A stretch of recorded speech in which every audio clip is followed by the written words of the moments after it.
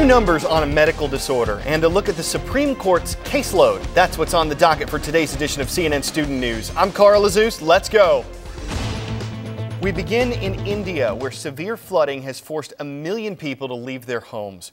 These are devastating floods. They've claimed at least 270 lives, and officials say their focus is now mainly on relief.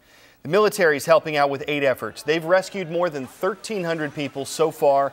They're helping get food to those who have survived. Moving to California, where firefighters are gaining ground, battling a fast-moving blaze there.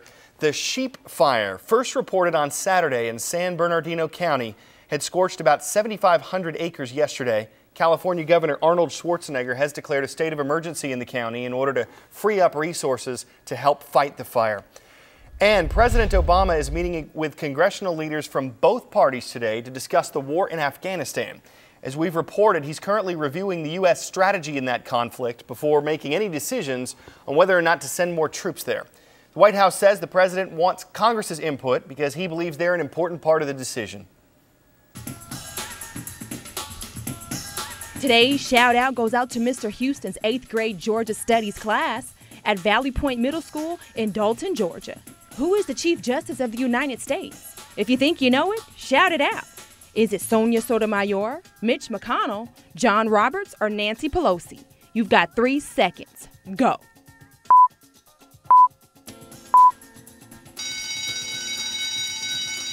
John Roberts took his seat on the U.S. Supreme Court in September of 2005. That's your answer, and that's your shout out. Chief Justice Roberts and the 8 associate justices are getting down to business. The Supreme Court's new term started yesterday.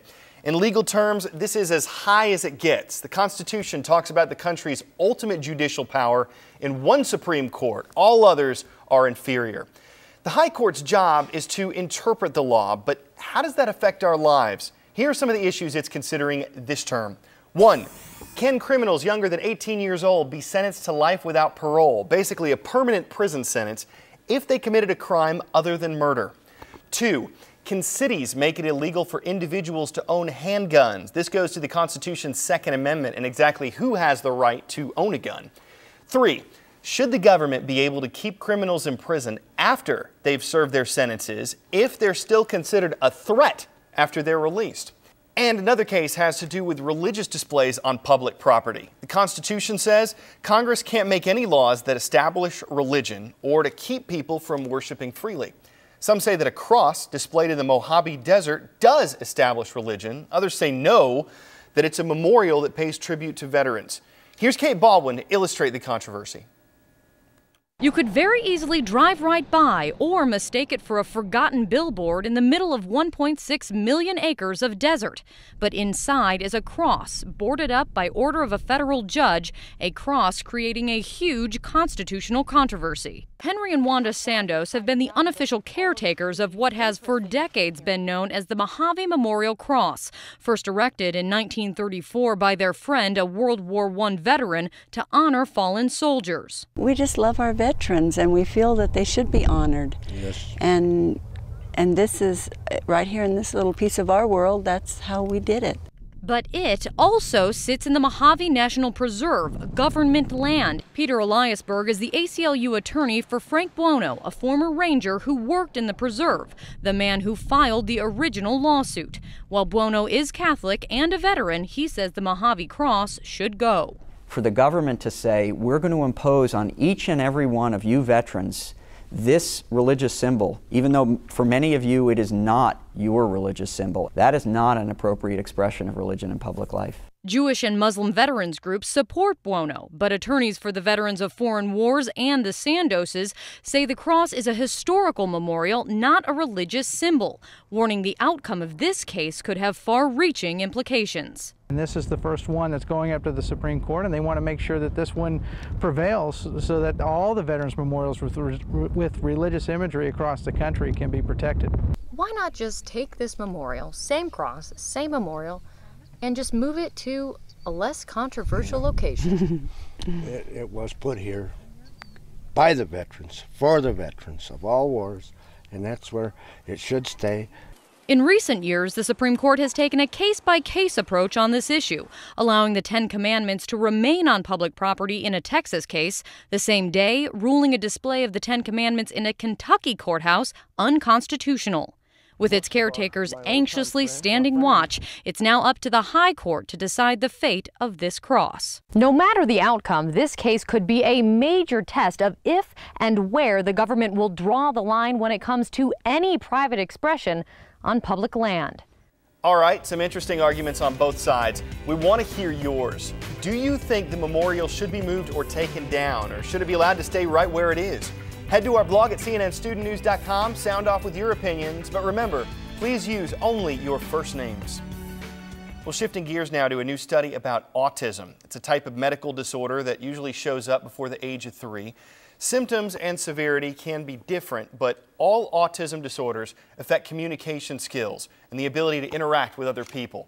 Well, this new study we're talking about today seems to indicate that the number of people with autism is on the rise. But as Alina Cho explains, reasons why are still unclear. Good job. If there was any doubt about the extent of autism, look here.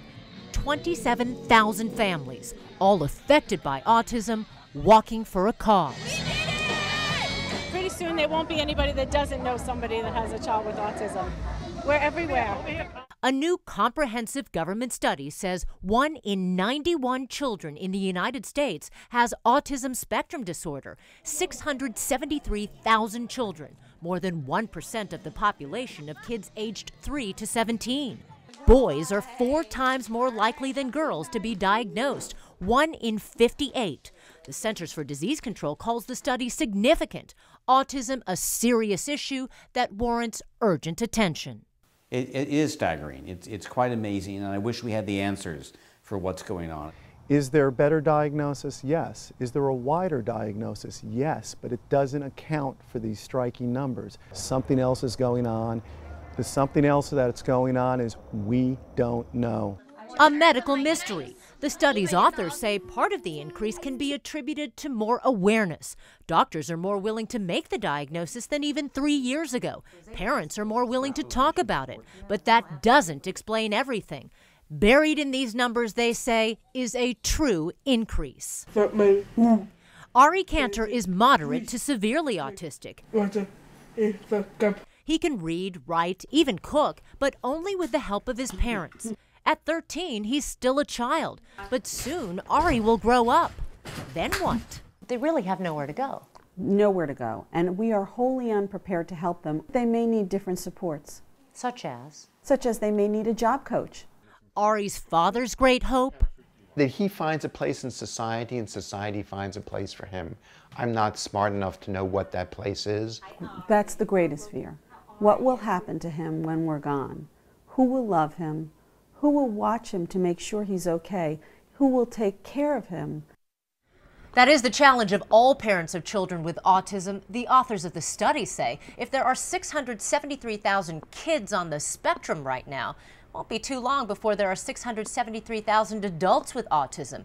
And that presents special challenges with respect to housing, employment, social support, and education. The study's authors say that's why this report is significant.